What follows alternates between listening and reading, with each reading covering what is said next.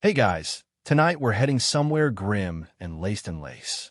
We're stepping straight into the prim, proper, and quietly horrifying world of the Victorian wife. So, before you get comfortable, take a moment to like the video and subscribe, but only if you genuinely enjoy what I do here. And drop your city and what time you're watching this in the comments. I always wonder who else is up with me in the middle of the night. Now, dim the lights, maybe turn on a fan for that soft background hum. And let's ease into tonight's journey together. You're 15, maybe 16 if your family's generous. It's your third season being shuffled through balls, garden parties, and drawing room teas like a porcelain figurine on display. You've mastered the art of blushing on cue. You're never too loud, never too witty, and always wearing the right gloves. But no one really cares what you think. What matters is your dowry, how many thousands of pounds you'll bring into the marriage, and how shapely your ankles look beneath layers of organza. Oh, and don't forget if your family has a bit of a scandal in the past that follows you like an invisible ward. You're not marrying for love. Love is a luxury, something for poems and delusions. You're marrying because your father is tired of feeding you, and your mother's social standing depends on the success of your match. The men evaluating you are mostly older, some old enough to be your father, and all entitled. They're scanning you like they're choosing a new horse. Strong hips for birthing, good manners for hosting, and just clever enough to amuse without threatening. If you're lucky, he'll be rich and indifferent. If you're unlucky, he'll be cruel and controlling. Either way, congratulations. You're the prize. And once you say, I do, the real fun begins. In Victorian England, marriage is a contract, but not one of mutual respect. It's more like being signed over. Legally, once you marry, your identity merges into your husband's. That's not poetic. That's statute. You're no longer allowed to own property, keep your own wages, if you somehow earn any, or even retain guardianship over your own children. You're absorbed like a sponge with petticoats. Your name changes, but so does your legal status. You become what's known as a femme covert, which sounds sort of cool until you realize it means covered woman. And not in a cozy blanket way. More like veiled into invisibility. Here's the kicker. You can't divorce. Well, technically you can, but it costs more than your family has, requires your husband to commit adultery and abuse, and still ends with you ostracized from society like you have a contagious rash. If you cheat, you're the fallen woman. If he cheats, boys will be boys. You see where this is going. Now, let's talk about your actual wedding day. You're probably wearing white, thanks to Queen Victoria, who made it trendy after her own wedding in 1840. Before that, brides just wore their nicest dress, whatever the color. But Victoria chose white to show off her lace and her virtue. And suddenly, it's the rule. So now, here you are, sweltering in 30 pounds of fabric, trying not to cry. Not because you're happy, but because you know what's coming and you're terrified. You don't even really know what marriage entails. You've been told vague things about marital duty and pleasing your husband, but nothing concrete. Nobody wants to talk about sex. They'd rather you find out the horrifying way. After the wedding, you're expected to perform immediately. If you're lucky, your husband is gentle. If you're not, well, let's just say consent isn't a concept in your new world. It's not just about enduring it. It's about smiling through it. You're supposed to enjoy serving him, bearing his children, and staying quietly perfect no matter how broken you feel inside. Everyone around you cheers you on. Your mother tells you how proud she is. Your aunt reminds you not to gain too much weight or your husband might stray. Your friends, well, they vanish into their own marriages, each locked in their separate golden cages. You try to convince yourself you're lucky. Some women don't even get to marry. And then what are you? A spinster, a joke, an unpaid nanny for your siblings' children. Let's zoom out for a second. Historically, Victorian marriage was treated as the pinnacle of feminine achievement. Newspapers published wedding announcements like war medals. Women's magazines dripped with advice on keeping a tidy home, a tidy body, and a tidy mouth, all while men went off to clubs, smoked cigars, debated politics, and occasionally picked up STDs from their mistresses. And what do they bring home? Those same diseases. Congratulations, you now have syphilis, and you didn't even get a sin for it. On the quirky side, Did you know that matchmaking was so competitive, people actually hired social consultants to advertise their daughters? Think of it as proto-Tinder, but with business cards and embroidery. Some families would even fake their financial status to lure a better husband. So, yes, catfishing existed in crinoline. But here's where scholars still argue. Was the Victorian wife always a victim, or were there ways to wield quiet power within the system? Some historians point to women who managed the household finances, made savvy social alliances, or raised politically influential sons as evidence of subtle control. Others argue that any power was more like managing your own cell, decorating it perhaps, but still imprisoned. Either way, you don't get a choice. At 15 or 16, you're walking a tightrope with no net. One wrong word, one broken engagement, and your future collapses. That's the Victorian wife's origin story. Marketed young, married off fast, and erased by law. And you probably won't survive this. But for now, the wedding bells are still ringing, the lace is still clean, and your smile hasn't cracked yet. You wake up the morning after your wedding, and just like that, you no longer exist. Not legally, anyway. It's not metaphorical or poetic. It's actual ink-on-paper law. As a married woman in Victorian England, you've lost your legal identity. You can't sign contracts. You can't sue anyone, and you certainly can't own anything. Even the toothbrush is technically his now. Though, let's be honest, it's 1853, and dental hygiene is a collective delusion. This bizarre legal magic trick is called coverture. The concept is simple and horrifying. Once you marry, you become part of your husband, or rather a shadow trailing behind him. Before marriage, you are a femme soul, a single woman capable of owning property, making decisions, and having a shred of autonomy. The moment you say, I do, you're a femme covert, a woman covered by her husband's identity, covered like a tarp, or maybe a crime scene. If you brought property into the marriage, say goodbye. Your inheritance or your land, the dowry your parents scraped together, he owns it now legally. You can't even leave it to your children without his consent. Even your body under the law belongs to him. There is no legal concept of marital rape because, in the eyes of the court, your consent was signed away on your wedding day and cannot be revoked. You're still expected to run a household, of course. You manage the servants, plan the meals, host the dinners. But don't get it twisted. It's all his. Every spoon, every cushion, every candlestick, even the children you'll inevitably bear, belong to him. If he decides to run off to Scotland with a nanny and take your 3 toddlers with him, you have no legal right to stop him. If he wants to send you back to your mother's house without a shilling, that's entirely within his power. Now, here's the darkly ironic twist. If he dies, you might get some rights back. As a widow, you can inherit sometimes, own property again, maybe, and be a legal person once more, technically. So, yes, your husband dying might be the best thing that ever happens to you. There are more than a few records of suspiciously convenient widowhoods, candle accidents, arsenic in the tea, or mysterious stumbles downstairs. But of course, that's all speculation. You want to open a shop? Too bad. You would need his permission. You want to write a novel? That manuscript needs his signature to be published under your name. You want to leave him because he's cruel, neglectful, or just smells like wet dogs all the time. You better have independent wealth, a family willing to defy social norms, and no intention of ever seeing your children again. Divorce is that rare, that expensive, and that ruinous. On the more absurd side of things, let's talk about the Married Women's Property Act. It didn't exist until 1870. Before that, married women couldn't keep their earnings, even if they worked. Even after the act was passed, it only granted limited rights. It wasn't until 1882 that women could finally own and control property in their own names. So, for much of the Victorian era, even if you slaved over needlework or wrote best-selling books, every penny flowed straight into your husband's pocket. Imagine being Charlotte Bronte and having to hand over the earnings from Jane Eyre, because your husband technically owned your brain.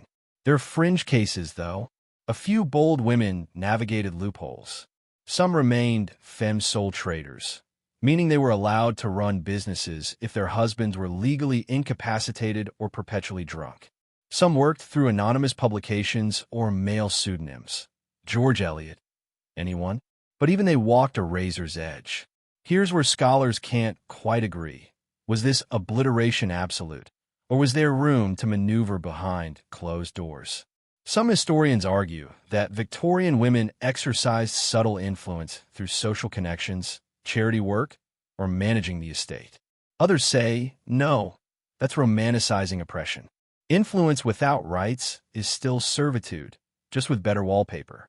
You start to notice the social rituals designed to reinforce this legal status. Men smoke cigars and discuss politics in the drawing room. Women talk about flower arrangements and fainting couches. You're trained to ask permission, to defer, to smile when your husband speaks over you at dinner.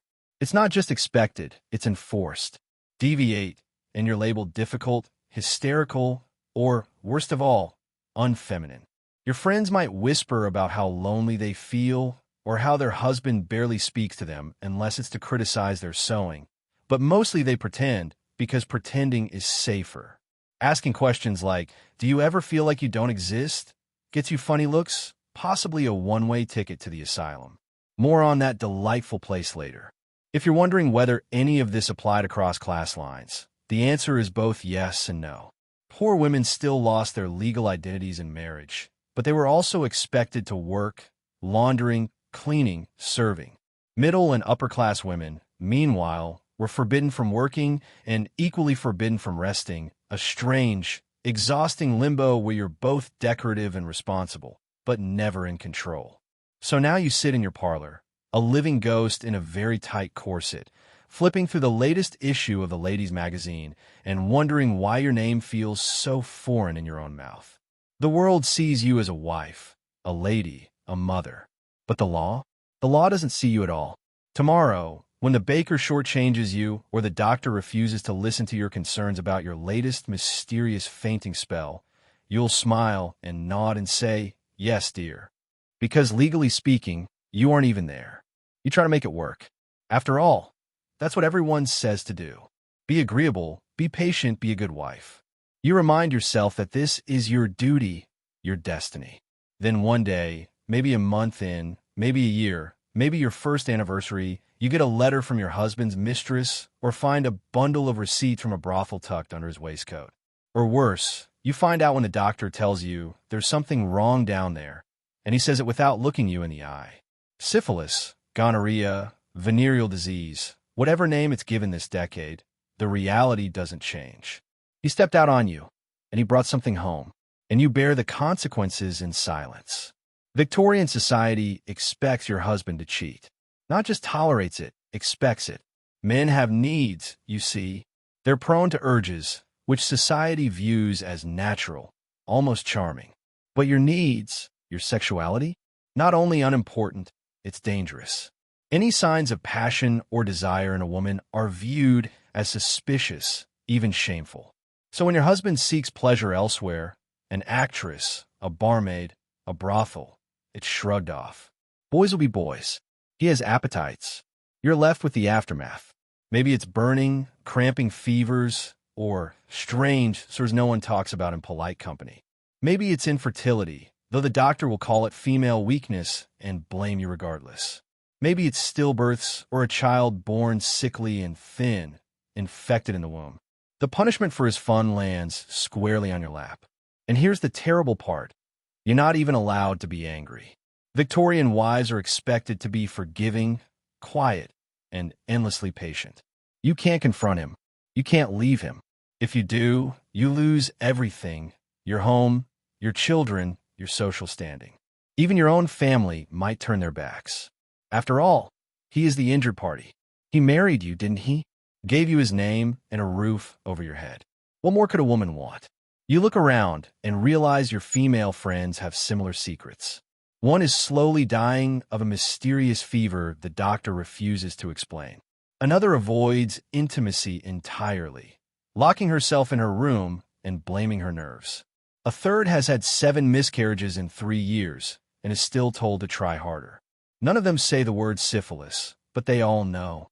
Here's a grim little footnote from history.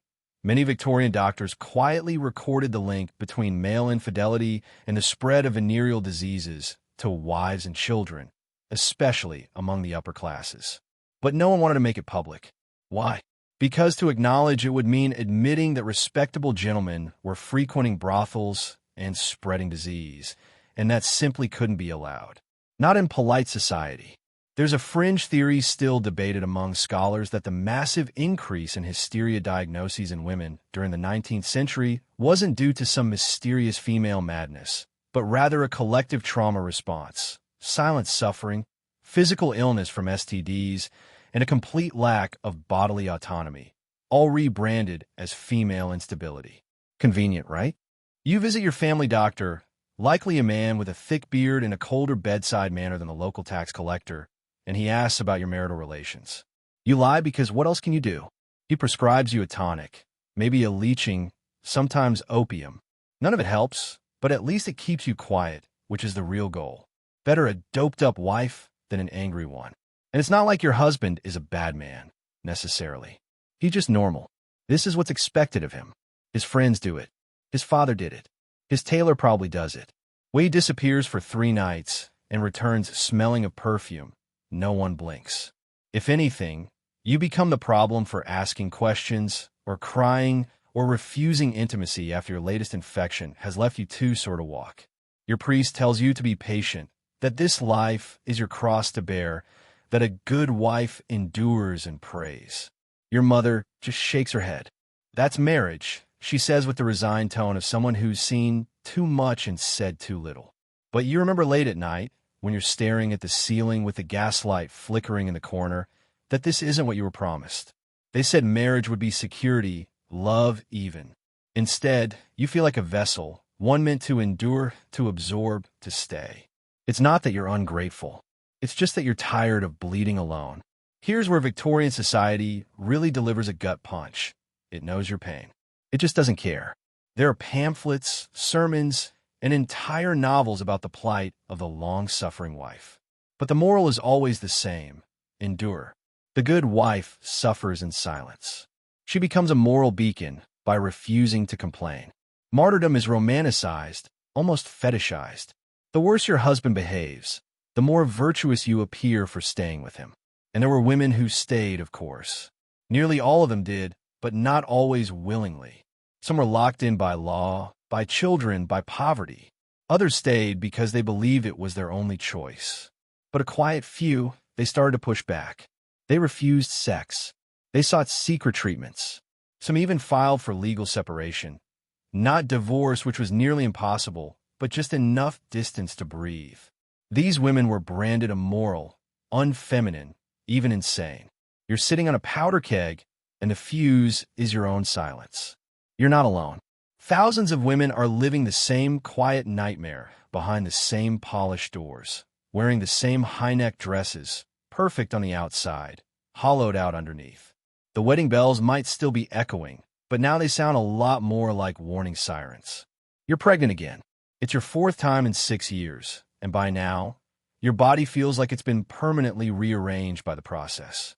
Your back aches. Your ankles are always swollen. You can't keep food down, and the baby hasn't even started kicking yet. You lie awake at night, not because you're excited to meet your little one, but because you're terrified this time might be your last. And honestly, it could be.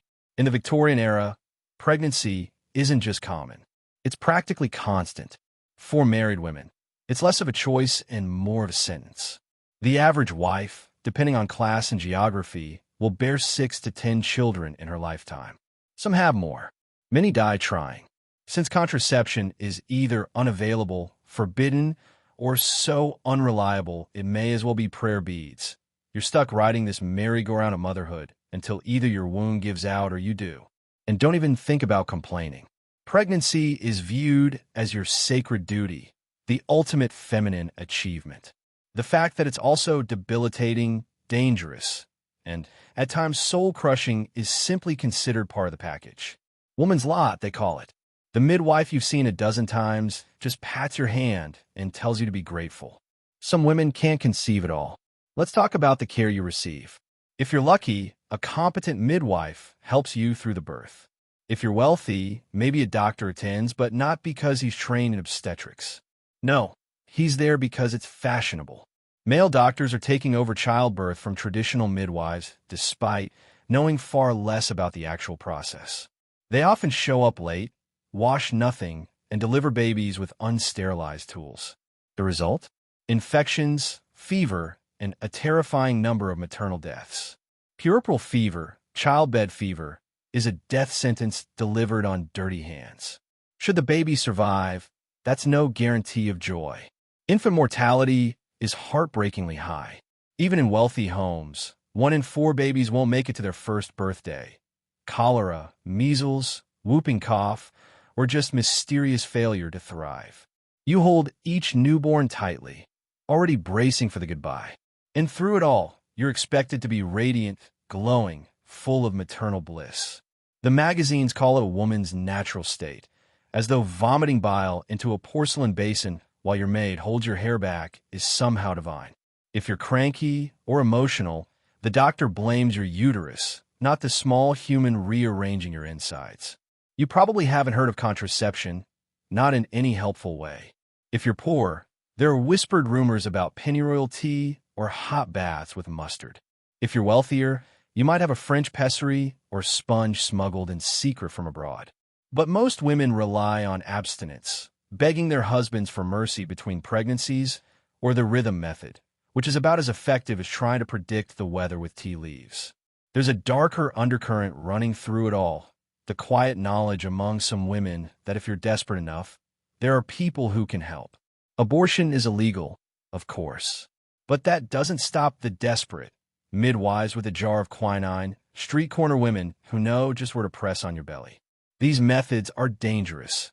Coat hangers, chemicals, violent massages. Many women die trying to unmake what society has forced upon them. Society doesn't talk about that. They show you paintings of glowing mothers, children nestled at their skirts, and call it sacred. You never see the cracked nipples, the stillbirths, the postpartum hemorrhaging, or the hours of labor that end with mother and child buried on the same day. Those stories don't make it into polite conversation. Speaking of labor, Victorian childbirth is a brutal, unguided journey through pain with very little relief. Anesthesia? Possibly. Chloroform was introduced in the 1840s, but many doctors refused to use it on women. Why? Because they believed pain in childbirth was God's punishment for Eve's sin. That's right. Tonight, we're diving into the grim, lace-draped world of the Victorian wife, a place where propriety masks quiet horror. Before you settle in, take a moment to like and subscribe if you truly enjoy my work.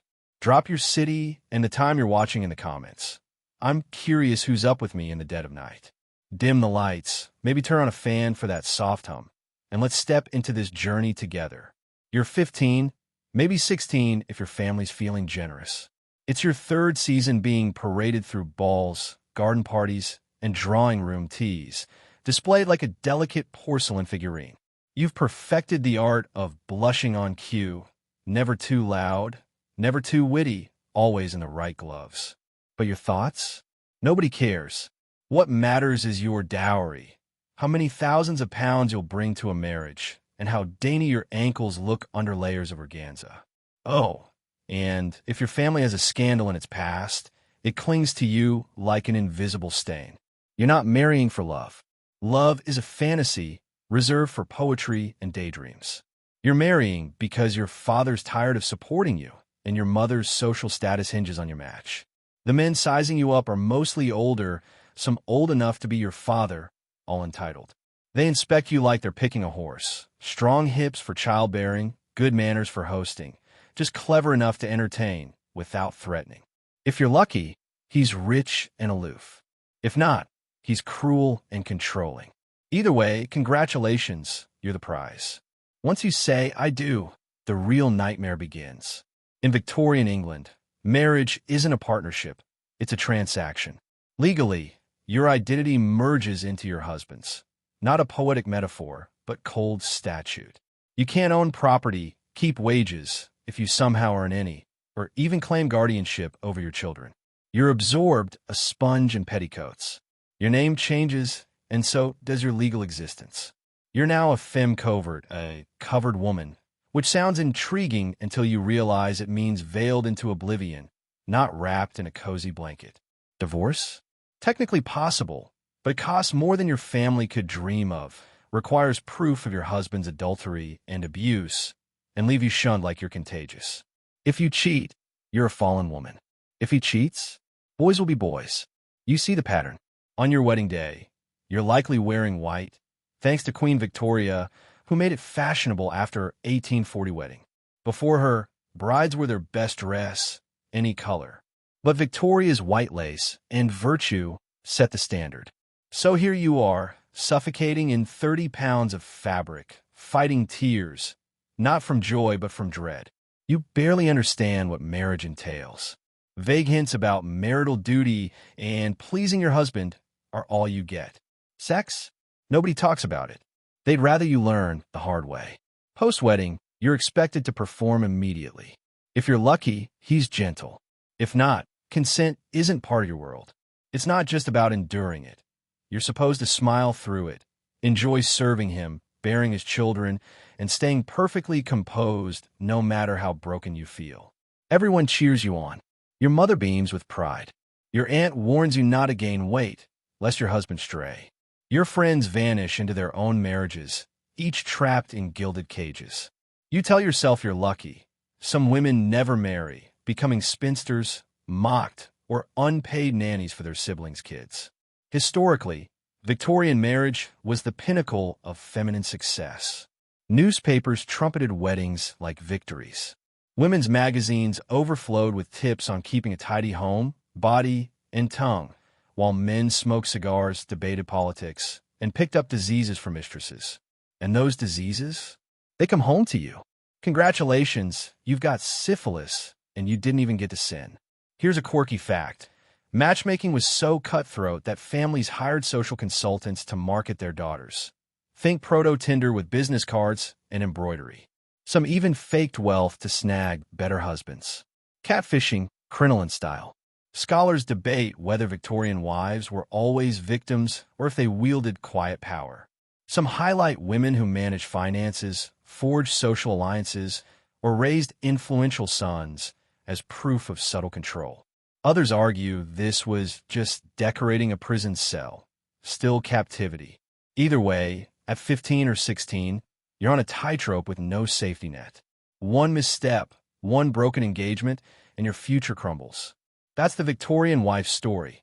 Marketed young, married fast, erased by law. The wedding bells ring, the lace is pristine, and your smile holds for now. The morning after your wedding, you cease to exist legally. It's not poetic, it's ink on paper law. As a married woman in Victorian England, you can't sign contracts, sue, or own anything. Even your toothbrush is his. It's 1853. Dental hygiene's a fantasy anyway. This legal sleight of hand is coverture. Once married, you're a shadow trailing your husband. Before, as a femme soul, you could own property, make decisions, have some autonomy. After I do, you're a femme covert covered by his identity like a tarp over a crime scene.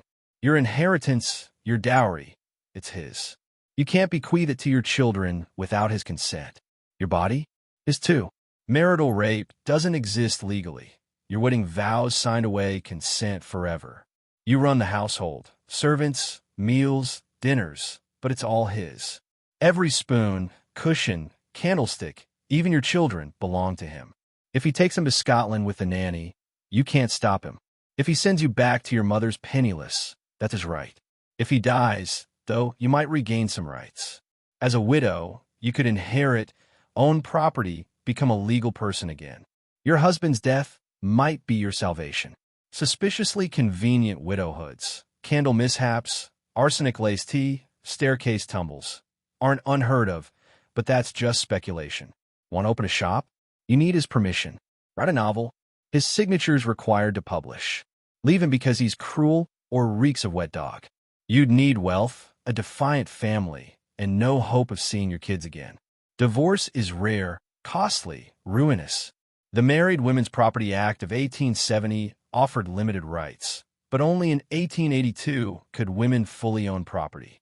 Until then, your needlework earnings, or best-selling novels went straight to him. Imagine Charlotte Bronte handing over Jane Eyre's profits because her husband owned her mind. Some women found loopholes. Femme-soul traders ran businesses if their husbands were incapacitated or drunk. Others published anonymously or under male pseudonyms, like George Eliot, but they walked a razor's edge. Scholars disagree. Was this erasure total, or was there room for influence through social connections or estate management? Some call it romanticizing oppression. Power without rights is servitude with prettier wallpaper. Social rituals reinforce your status. Men debate politics over cigars. Women discuss flowers and fainting couches. You train to seek permission, smile when interrupted. Deviation labels you difficult, hysterical, unfeminine. Friends whisper about loneliness or silent husbands, but they pretend because pretending's safer. Questioning your existence risks asylum commitment. Poor women lost legal identities but worked, laundering, cleaning, serving. Middle and upper-class women were banned from work and rest, stuck in a decorative, responsible limbo, never in control. You sit in your parlor, a corseted ghost, flipping through a ladies' magazine, your name foreign in your mouth. The world sees a wife, a lady, a mother. The law sees nothing. When the baker shortchanges you or the doctor dismisses your fainting spells, you smile and say, "Yes, dear." Legally, you're invisible. You try to make it work, be agreeable, patient, a good wife. But then, maybe a month or a year in, you find a mistress's letter or brothel receipts in his waistcoat. Or worse, the doctor diagnoses something wrong down there without meeting your eyes. Syphilis, gonorrhea, venereal disease, he brought it home. Victorian society expects his infidelity, deems it natural, charming even. Your needs, your sexuality, dangerous, shameful. His affairs with actresses, barmaids, brothels are shrugged off. You face the consequences: burning, fevers, sores, infertility blamed on female weakness, stillbirths, or sickly children infected in the womb. You're not allowed anger. You must be forgiving, patient. Confront him, and you lose everything: home, children, status. Your family might disown you. He's the victim. He gave you his name, a roof. What more could you want? Your friends hide similar secrets. One dies of an unexplained fever. Another avoids intimacy, blaming nerves. A third endures 7 miscarriages in 3 years, urged to try harder. Nobody says syphilis, but they know. Victorian doctors noted links between male infidelity and disease spread, especially among the elite, but admitting it meant exposing respectable men's brothel habits. Unthinkable in polite society. Some scholars argue the surge in hysteria diagnoses wasn't female madness, but trauma, disease, loss of autonomy, rebranded as instability. Your doctor, a bearded man colder than a tax collector, prescribes tonics, leeching, or opium to quiet you, not heal you. Your husband's normal, his friends, father, even Taylor do it. When he returns reeking of perfume, nobody blinks.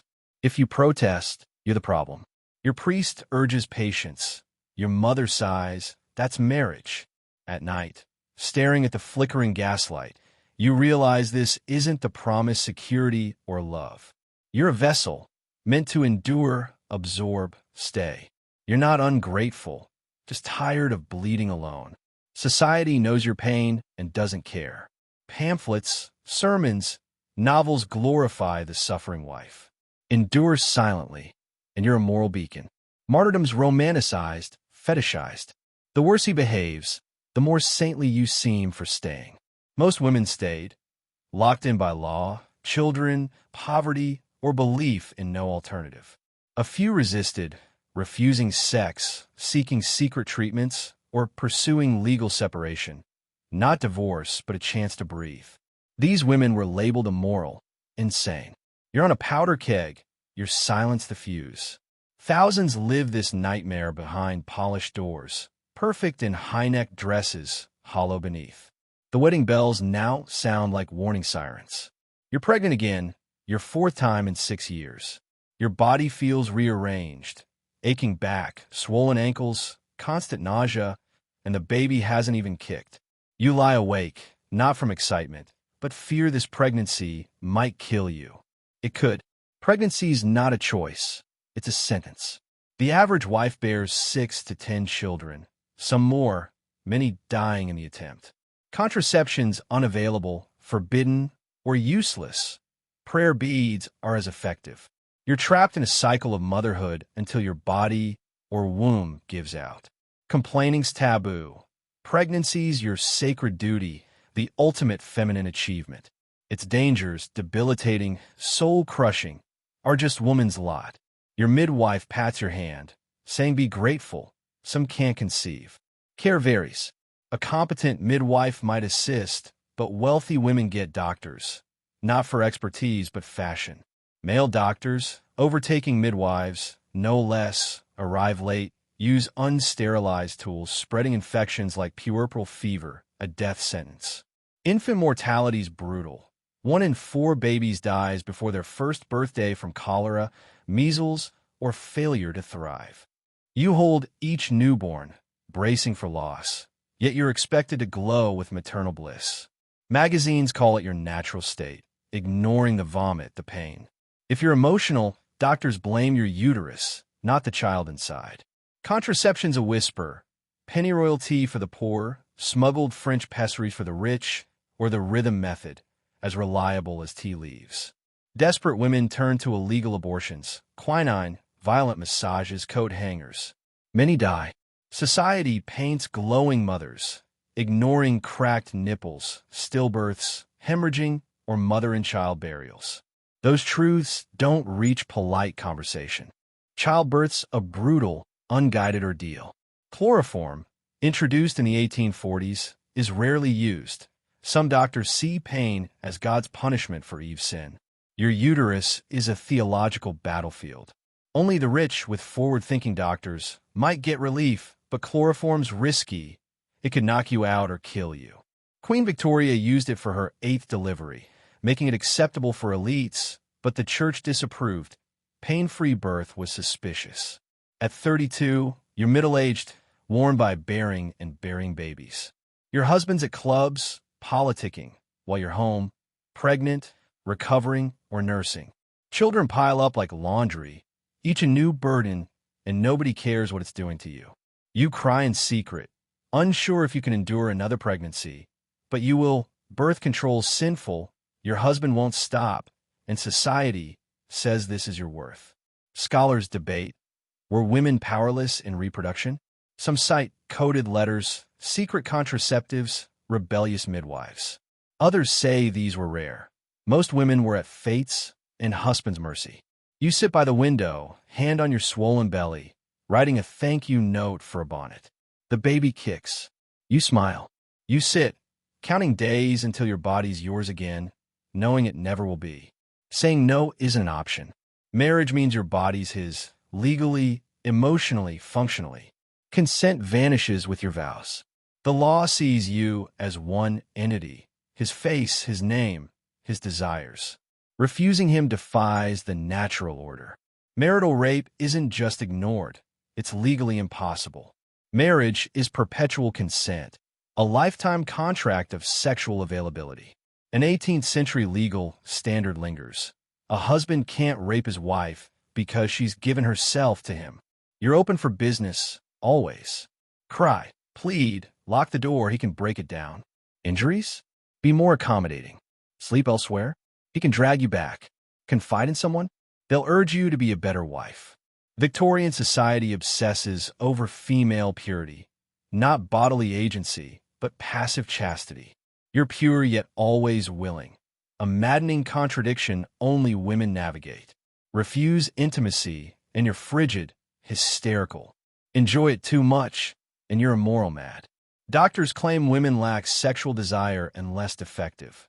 Real wives endure sex for duty, not pleasure.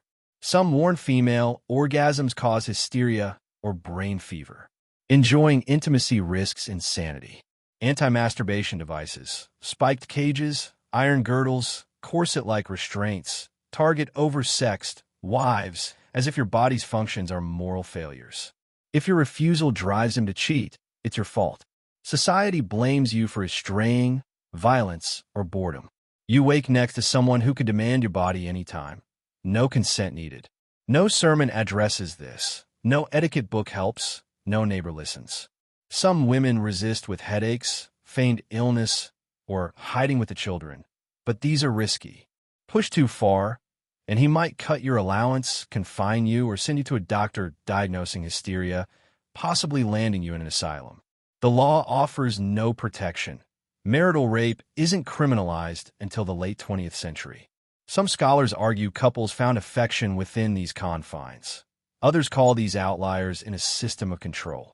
You sit alone, gaslight low, writing in a secret journal, praying, counting ceiling cracks, knowing tomorrow brings another demand you can't refuse.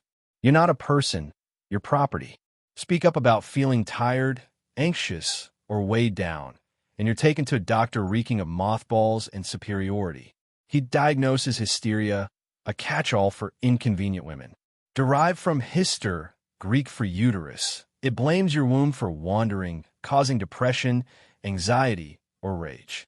Cures are absurd, often cruel. The rest cure confines you to bed, bans reading or talking, feeds you cream and broth. Protest, and it confirms your illness. Worse, doctors administer pelvic massages to induce paroxysm. Orgasms, never called that, as nice women don't have them. It's medical, mainstream, with manuals and billing. Exhausted doctors invented vibrators to treat sad, anxious wives, but enjoying it risks being labeled unnatural. Bloodletting, opium, or alcohol-laden syrups numb you, not heal you. Hysteria's symptoms, irritability, talking too much, reading novels, disobedience, are just being human. You suppress yourself, fearing you're broken. A few radical women question the diagnosis, writing anonymously that it's a tool to control. They're silenced, label mad. You're pure, yet available, smart, but not too clever, emotional, but not unstable. A corseted tightrope. Historians debate, was hysteria deliberate control or ignorant medicine? Either way, it drugged and shamed women into compliance. You see neighbors mumbling, silenced, or sent to sanatoriums, once bright, now tired. You write poems in your ledger's margins, clinging to tiny rebellions. Your mind stays awake. A slap stings, not hard enough to bruise. He's too clever, but enough to shake you. You don't cry. You freeze, knowing no one's coming. Domestic violence isn't just tolerated. It's barely a problem. Your husband can beat you, lock you in, scream, and remain respectable. The home's his castle. He's king. Tell someone? Your mother blames you. Your priest urges prayer. The law asks what you did. Refused him, criticized, served cold soup. Some men are openly brutal. Others wield controlled fury. Wrist twisting in ballrooms. Days-long silences, constant threats. You and your friends trade excuses. She fell. She walked into a door, hiding marks with scarves.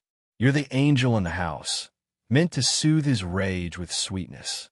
If he strikes, it's your failure. Novels romanticize brooding, violent men. Enduring them makes you saintly.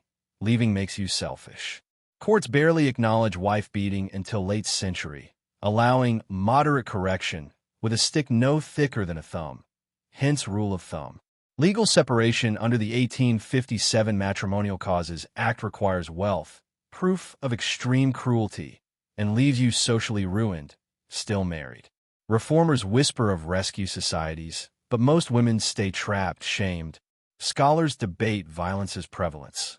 All agree it was hidden, shame clinging to the abused. You read his moods like a barometer, anticipating storms. He apologizes, offers gifts, but the cycle repeats. You measure your worth in bruises, convincing yourself it's not that bad. Leaving means losing everything: money, children, home. So you stay, society praising your endurance, a voice inside screaming this isn't love. The clock strikes 5, not an end but a shift. Up since dawn, you've overseen servants, fed children, mended clothes, nursed a teething baby, and declined a garden party. You're the household CEO, no pay, no breaks, no praise. In wealthier homes, you supervise. In poorer ones, you are the servant, cooking, cleaning, scrubbing until your knuckles bleed. Your nurse, teacher, seamstress, housekeeper, spiritual guide. Your husband's a guest, fed and respected, while you don't sit until he sleeps. Dinners are performances, perfect napkins, silent children, no sweat. Everything must seem effortless. Leisure's a lie. Needlepoint, piano, reading are proofs of refinement, not joy. You read what's proper, play to entertain. Rest, a myth. Night brings emotional labor, listening, pouring drinks, laughing at bad jokes, corsets still pinching. Sleep's interrupted by crying babies, wet beds, or your husband's demands. You're exhausted, wondering how many women pay smiles over raw nerves. Housekeeping books, laced with flowers and coded notes on his moods, are quiet rebellions. Historians debate, did household management grant authority, or was it invisible labor under male control? You make countless decisions within his boundaries, running a home you don't own, raising children legally his. A garden moment or a shared laugh with a friend feels like freedom, but the biscuits need checking, the fire needs stoking, your husband's calling. You brush off ash and carry on. If the house runs smoothly, nobody notices. If it falters, you apologize and try harder. Your mother-in-law watches, her judgment a second heartbeat. You've married into a battle, living with his family, normal in Victorian England. You're a guest in her domain. She knows the cook, arrange the furniture, her portrait looms. You're an intruder, boiling potatoes wrong. Her comments, my son likes strong tea. I raised children without complaint, make you a second-rate imposter. Too talkative, you're overstepping. Too quiet, you're cold. Your husband sees only women's squabbles, expecting harmony. It's a silent war, every dish a strategy. Sometimes it's pity. You poor girl, you don't know what's ahead. She was you once, maybe resenting your hope. Some sabotage, cold tea, missing forks, hints to your husband about your flaws. You retreat, avoid her, long for her approval, mimicking her tarts or hairstyles. Etiquette books offer grim advice, charm and outlast her. You're becoming her, corset string by corset string, trapped in a cycle of scrutiny and survival. You read that and wonder how many women in history have smiled through gritted teeth while buttering toast across the breakfast table from their worst critic. There's a curious belief that a strained relationship with your mother-in-law reflects badly on you. If she dislikes you, it means you've failed, not tried hard enough, not been gentle enough, devout enough, maternal enough. Never mind that she criticizes your every breath. It's your job to bridge the gap, always your job. Some historians argue the mother-in-law's dominance stemmed from her own lack of power, a lifetime of being controlled, finally channeled into a tiny realm where she ruled with an iron teapot. Others suggest this dynamic was encouraged to keep women competitive and distracted. If wives and mothers-in-law are at odds, they're less likely to organize, question, or demand change, divide and conquer, served with tea and passive aggression. You sometimes wonder what would happen if you confronted her, if you said clearly, without apology, I'm doing my best. But confrontation isn't the Victorian way. Women who speak up are labeled difficult. You don't want to be difficult. You just want to breathe in your own home without feeling like an imposter. So you keep playing the game. You learn to smile just right, redirect her criticisms with humor, hide small rebellions, swapping the dessert order when she's not looking, singing songs she finds inappropriate when the windows are shut. In your quietest moments, you wonder if one day you'll be her, sitting in the same chair, watching your son's wife with narrowed eyes, passing on a script you never asked for. In this house, survival means adaptation, and adapting feels a lot like surrender.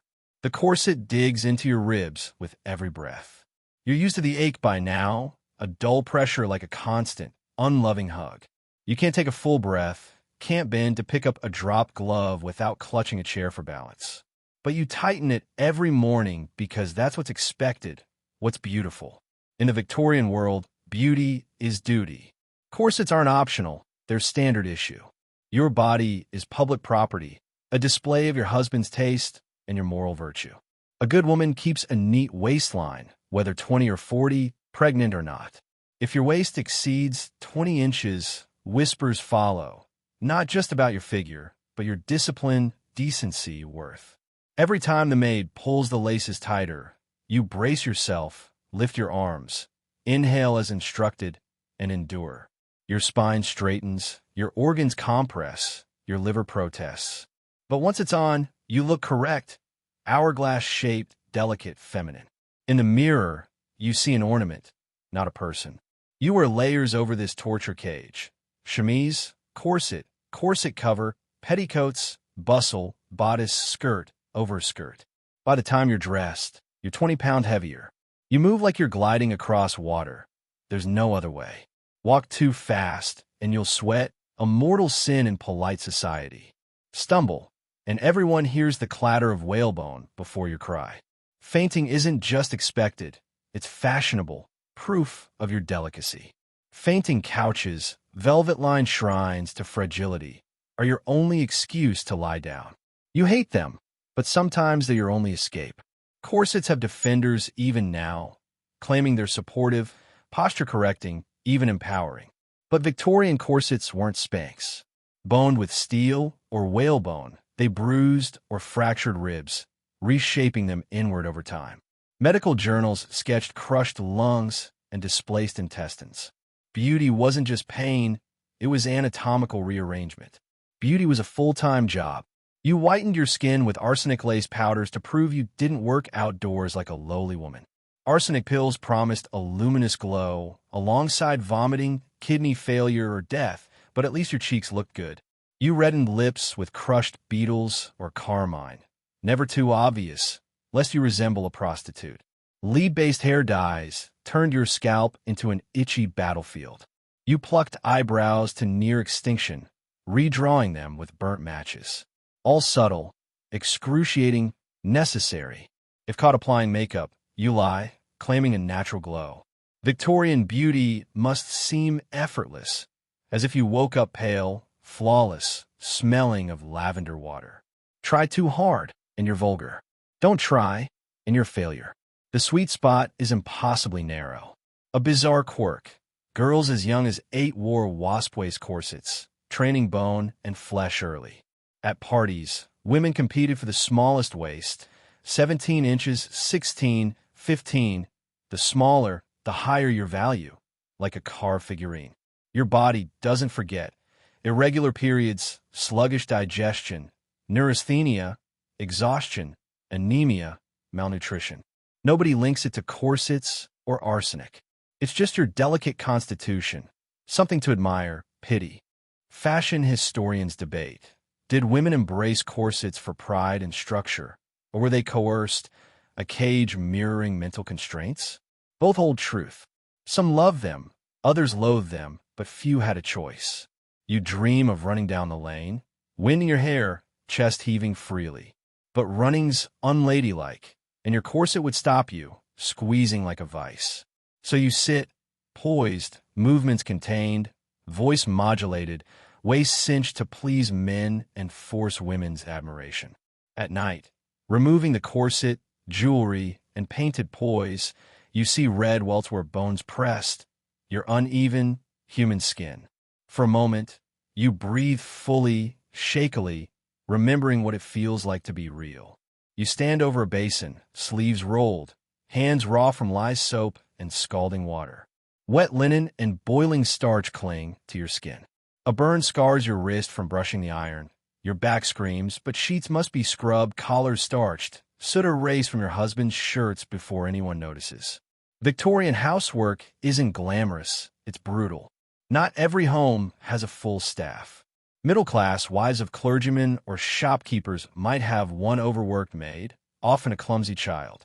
When things need doing right, you do them, sweeping, lighting grates, airing sheets, beating rugs, polishing windows with vinegar and newspaper, emptying chamber pots, yes, even his overfilled one, carrying waste to the yard. Dirt isn't just dirt. It's judgment, moral failure, social suicide. Laundry day is an apocalypse. No washing machines, just a tub, scrubbing board, caustic soap, boiling water threatening burns.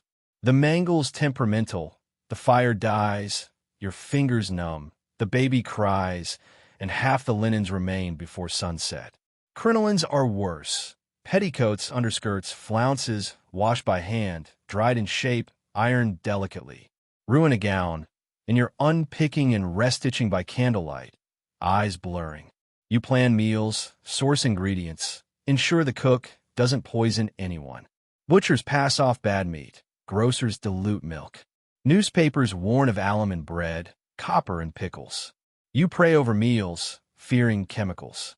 The stove burns your hands. The chimney chokes the room with smoke. You time every boil to save coal, serving meals with a smile, as if you've napped all day. You tend a garden, chickens, darn linens, polish shoes, dust the piano you play only on request, open windows just enough to avoid smog.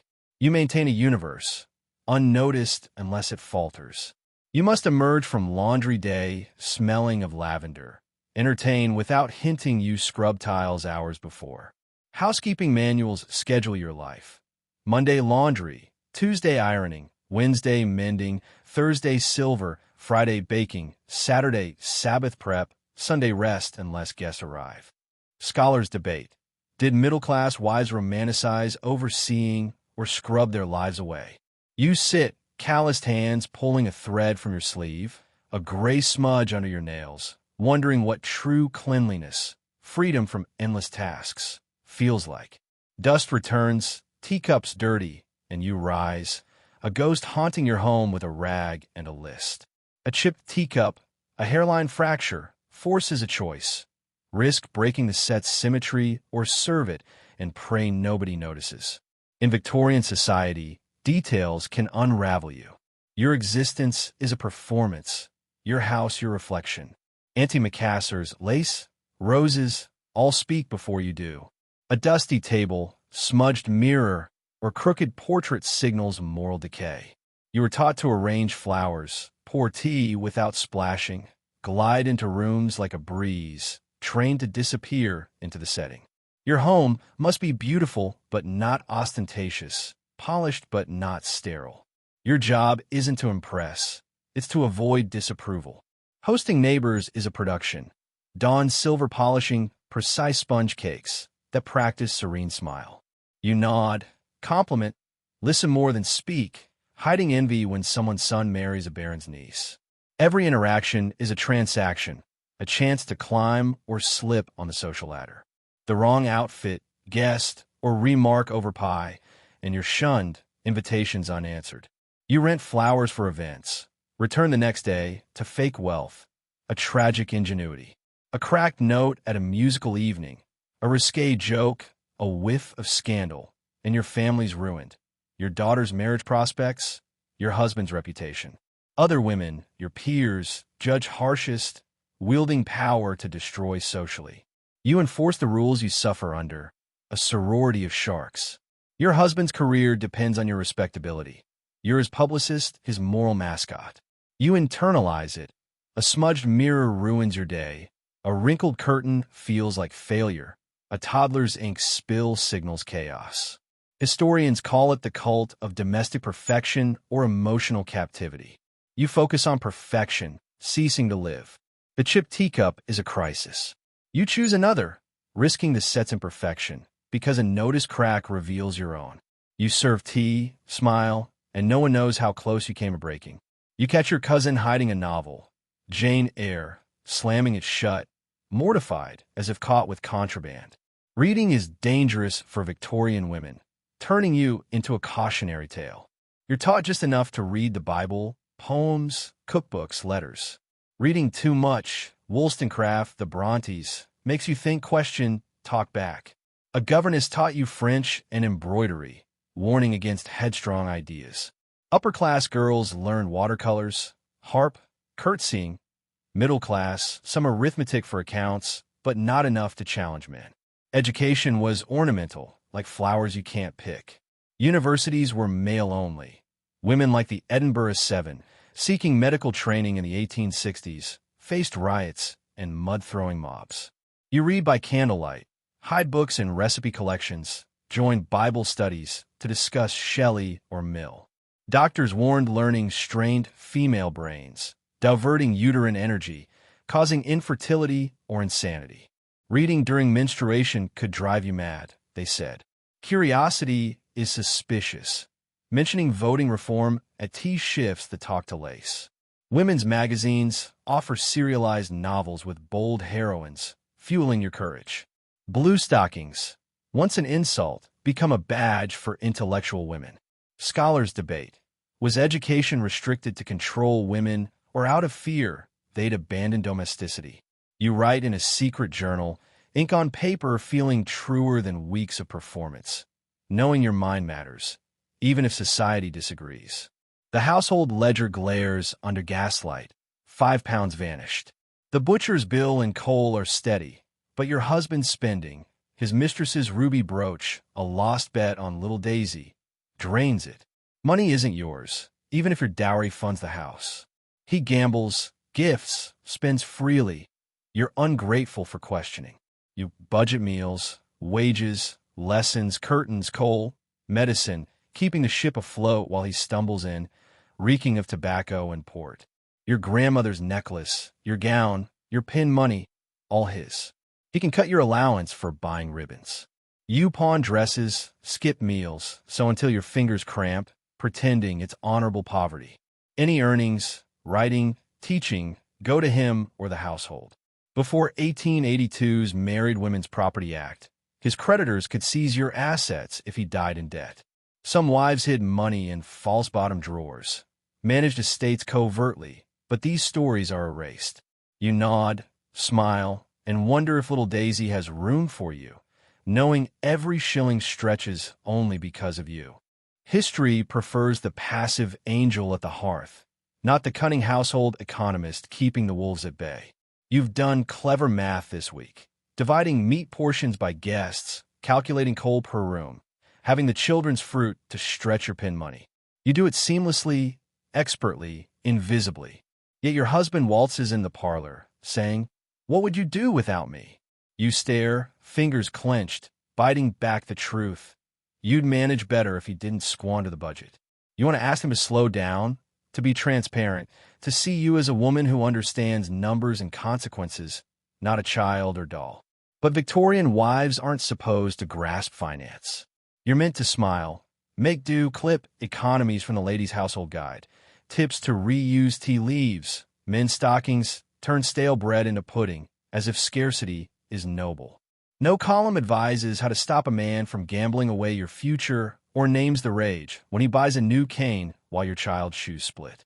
You manage, juggle, hide coins in flour tins, smile when he praises your resourcefulness for an extra wine bottle, bought by skipping dinner twice. At night, you dream of a purse with your name stitched inside, a ledger only you read, a life where your value isn't tied to stretching his money. For now, you shut the ledger, rub your temples, and make the numbers dance because someone has to.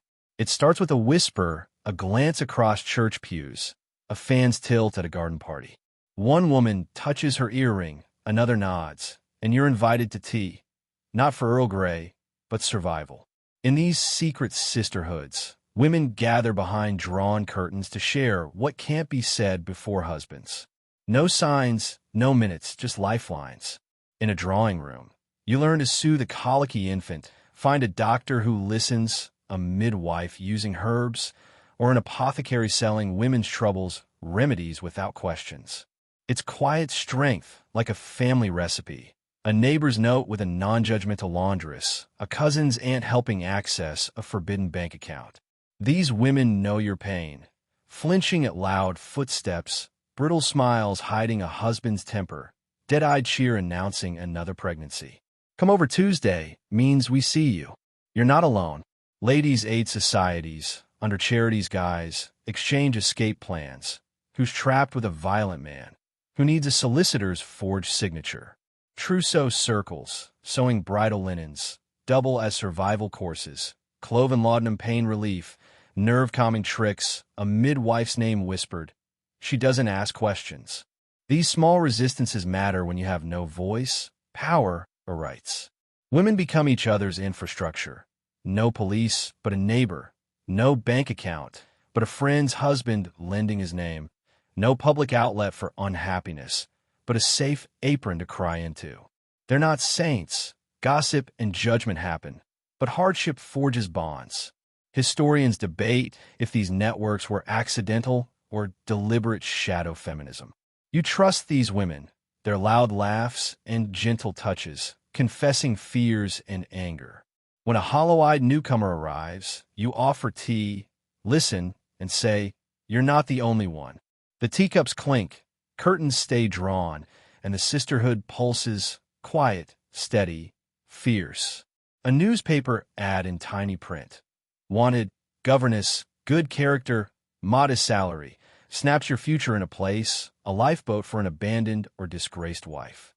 When marriage crumbles, a husband dies, or stops providing, governess work is your narrow path, one step above servant.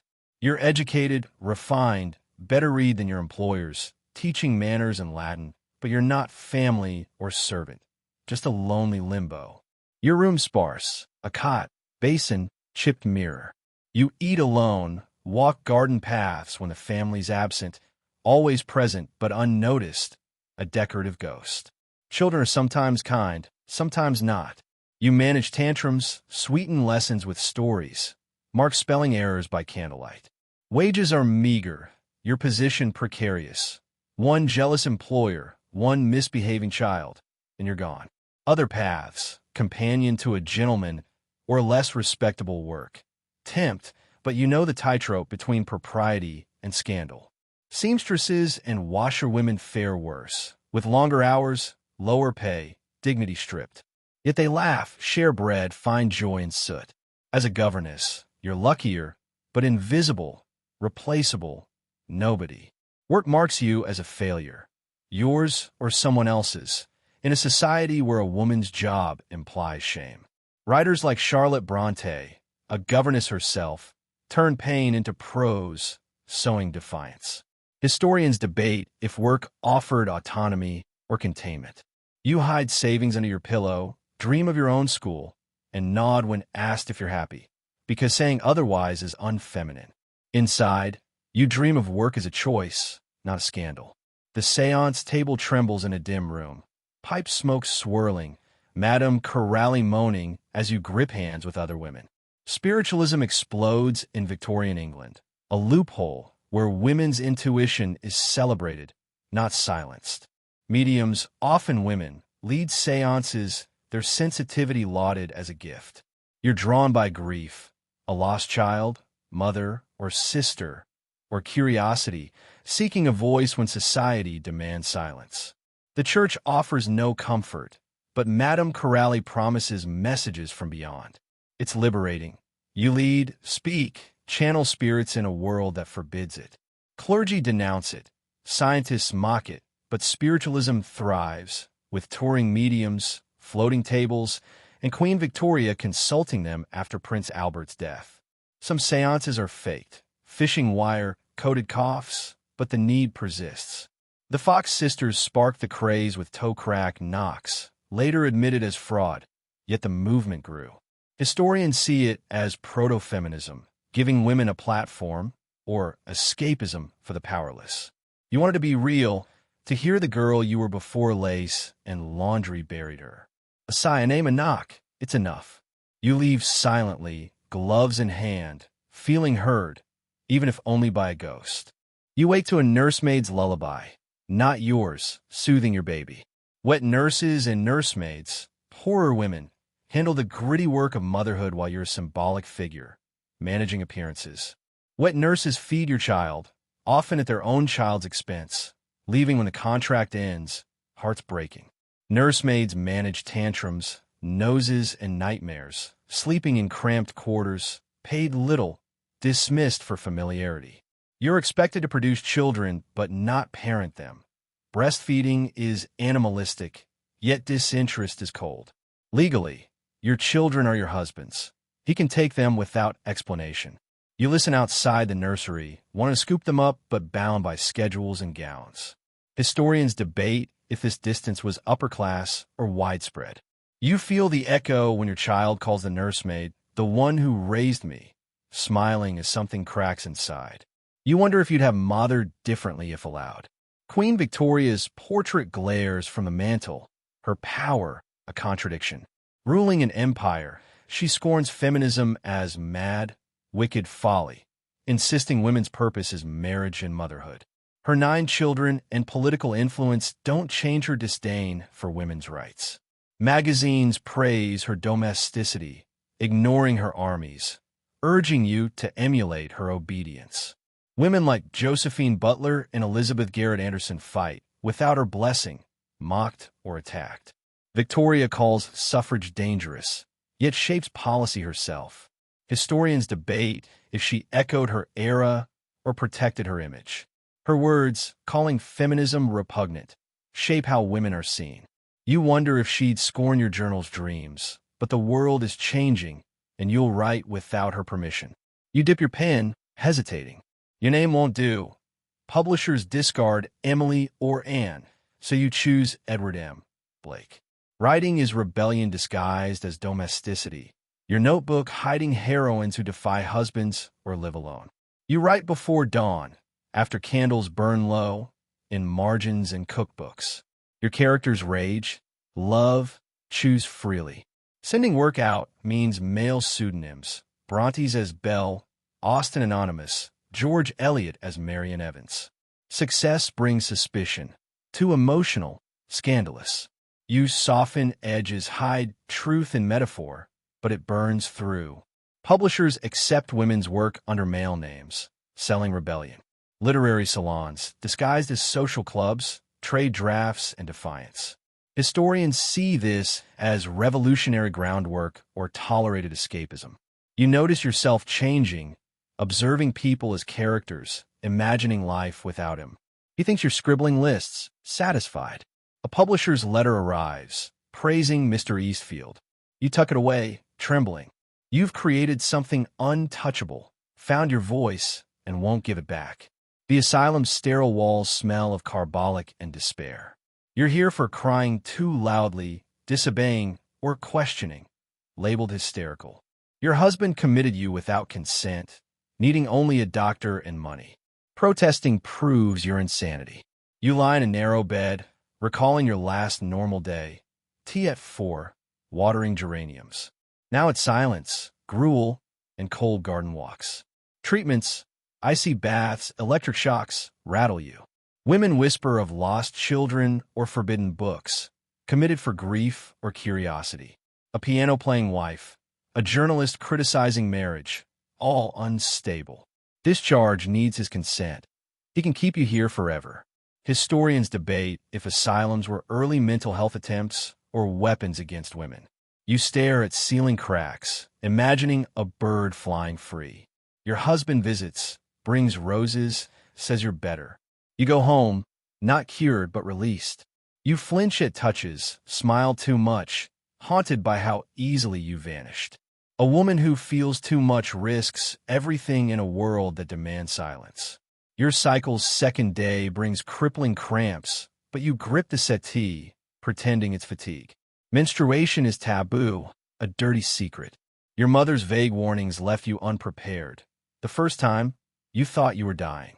You're unclean, barred from communion or cooking, blamed if bread fails to rise. You carry on. Housekeeping, children, recitals, bleeding into rags or moss, with no sanitary products or pain relief beyond brandy. Historians note the silence around menstruation, a source of shame and myth, forcing women to endure invisibly.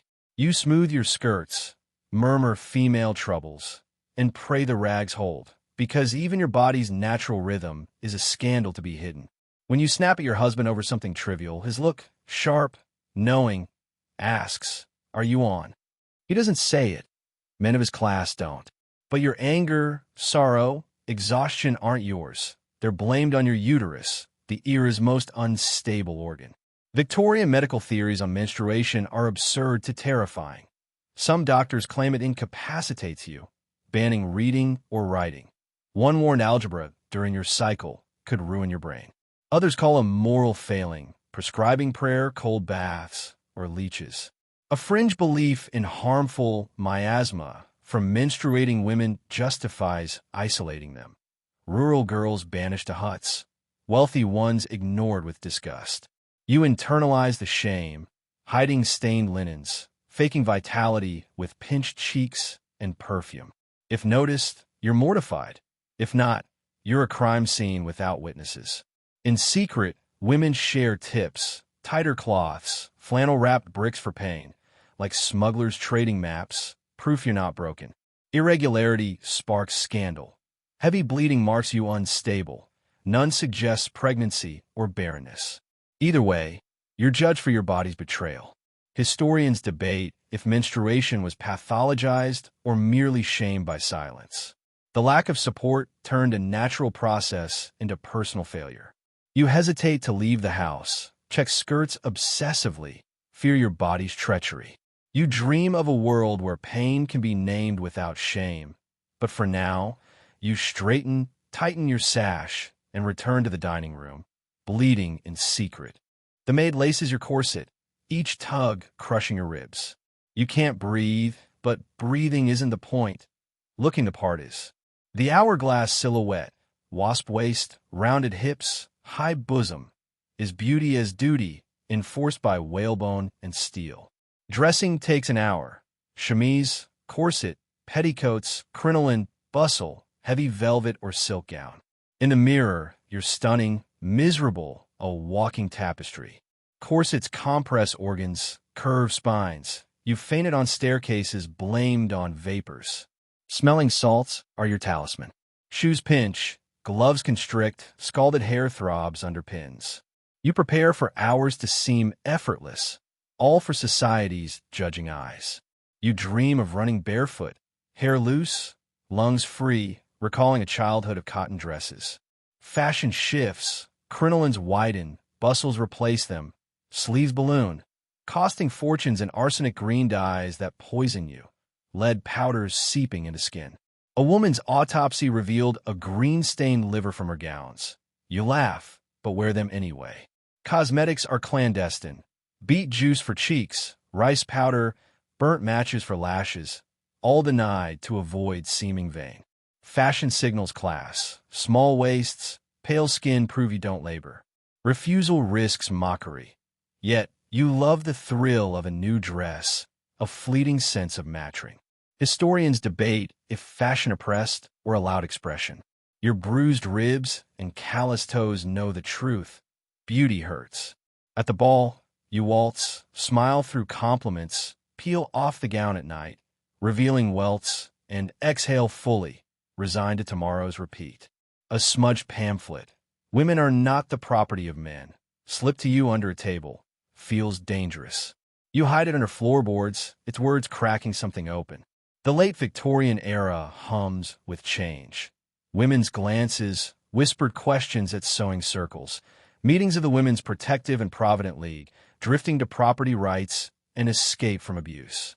You read Mill, novels with defiant heroines, hear of Girton college girls riding bicycles, inked fingers reading Greek. A silver-haired woman speaks in a packed hall. We will not be quiet. The movement's messy, tainted by classism, debates over boldness, but it grows. A suffragist disguised as a man attended lectures unnoticed, publishing under a pseudonym. You join a Gospels group reading Wollstonecraft, passing letters about asylums and courage. Your husband suspects nothing, satisfied with fellowship. Risks are real. A teacher sacked for a suffrage petition, a woman disowned for working. Historians debate if this was a ripple or a wave, but you feel it, an irreversible fire. You dream of daughters free to keep their names, speak, breathe. You sign your real name on the pamphlet, a small, exquisite crime. You sit on your bed, hands folded, morning light slanting through curtains. Survival flickers, not peace but close. You've endured corsets, childbirths, cold dinners, colder silences. Now, with gray hair and fading skin, society deems you useless, a footnote expected to fade gracefully. But you refuse. You walk alone, read openly, say no without excuses, keep a diary of unsaid thoughts. You notice shifts, pamphlets, suffrage headlines, bold young women.